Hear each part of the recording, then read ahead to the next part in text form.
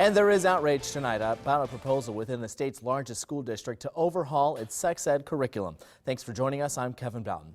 Parents and big groups say the new education plan isn't good for kids, while supporters of the plan say the curriculum is desperately in need of an update. KMTV reporter Nick Starling is speaking with both sides on the issue. And Nick, you've discovered a common trait among one group of supporters that may surprise people. Kevin, Nebraskans For Founders Values led a meeting today trying to get the point across that OPS does not need teachers to teach kids about the birds and the bees, and that should be left up to the parents. But many who attended today's meeting aren't parents or live in the district. So I believe that if the draft is passed, Omaha students will be in danger.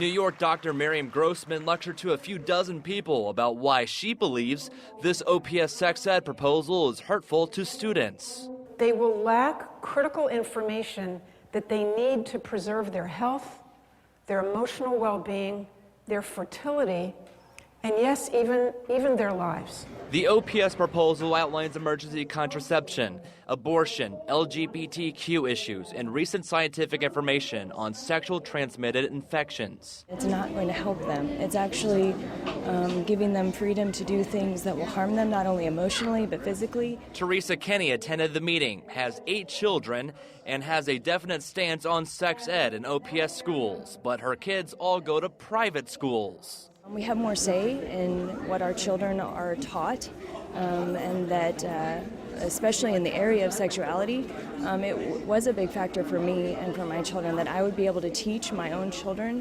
what I believe that is the truth about human sexuality. Gwen Easter doesn't have any kids in the OPS system, but is against this sex ed proposal.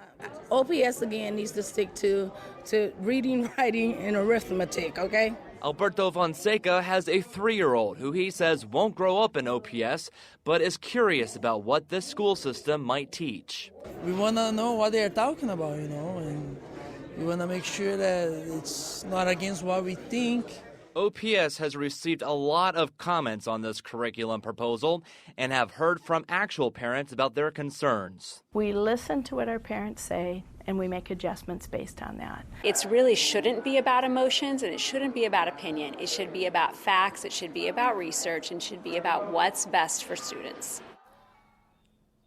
Now, the group Nebraskans For Founders Values have gone to every OPS board meeting and has been very vocal about this proposal. The current sex ed curriculum hasn't been updated since the 1980s. Now, there is an opt-out for parents that they can elect for their children. OPS is expected to vote on this very controversial topic this Wednesday. Reporting live in the News Center, Nick Starling, KMTV Action 3 News. Nick, with